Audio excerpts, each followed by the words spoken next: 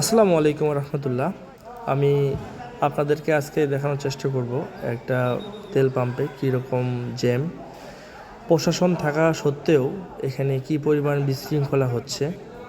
তো চলে আসলাম, দেখেন কি সুন্দরভাবে লাইনে দাঁড়িয়ে আছে। এখানে অনেক বৃদ্ধ মানুষ আছে, ইয়াং মানুষ আছে, ছোট মানুষ আছে, কিছু কিছু দালালও রয়েছে তেল ব্যবসা করে, যারা সারাদিন থাকার পরে 500 টাকার তেল নেয়।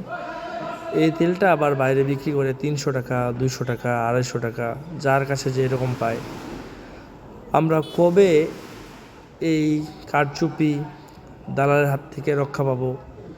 সরকারের উচিত এটা খুব শীঘ্রই পদক্ষেপ নেওয়া, না হলে দেশ অচল হয়ে যাবে।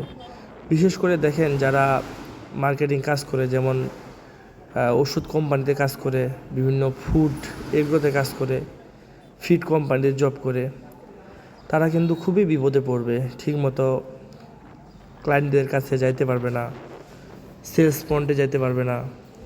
এক কথায় বিভিন্ন রকম সমস্যা হতেই থাকবে। তো এটা কবে শেষ হবে আমরা কেউ বলতে পারতেছি না। সরকারের উচিত এটা খুব দ্রুত পদক্ষেপ নেওয়া, না হলে কিন্তু আমরা আবারও দেখা গেল যে আগের স্বৈরাচারী সরকার আমলে যেটা ঘটছে, এই তেল ইস্যু নিয়ে বিভিন্ন রকম ঝুট ঝামেলা হতেই থাকবে। আর এরকম ঝুট ঝামেলা থাকলে কখনো কোনো দেশ উন্নত হতে পারে না, উন্নয়নশীল কল্পনা করাই বিরল। তো আমিও একজন বাইক রাইডার। আমার প্রতি মাসে আমার প্রায় 4,000 থেকে 4,500 টাকা তেল পুড়তে হয়, কারণ আমি প্রতিদিন 70 থেকে 80, 100 কিলোমিটার রাইড করি।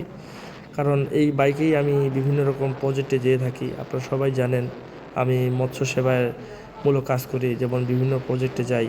আর পাবলিক ট্রান্সপোর্টে যাওয়া আসলে আমার জন্য কষ্টকর। আমি আপনাদের দেখানোর চেষ্টা করতেছি, এটা ইতিহাসের বিরল একটা ঘটনা। প্রায় 2 কিলোমিটার জায়গা জুড়ে শুধু লাইন দিয়ে দাঁড়িয়ে আছে। দেখেন কত বড় লাইন। আমি সেই পাম্পে থেকে শুরু করে এখন অবধি পর্যন্ত আমি বাইকে যাচ্ছি।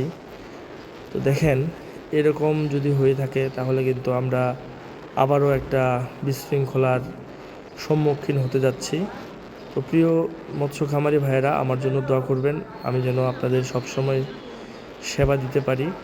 আর আপনারা সবাই সাবধানে থাকবেন। তেল নিয়ে যে কারচুপি চলতেছে, যেখানেই অন্যায় দেখবেন রুখে দাঁড়াবেন। সর্বশেষ এতটুকুই বলবো, সবাই সুস্থ থাকবেন, ভালো থাকবেন। আমাকে সাপোর্ট করার জন্য অসংখ্য ধন্যবাদ। আসসালামু আলাইকুম রহমতুল্লাহ। আল্লাহ হাফেজ, দেখা হবে আবার।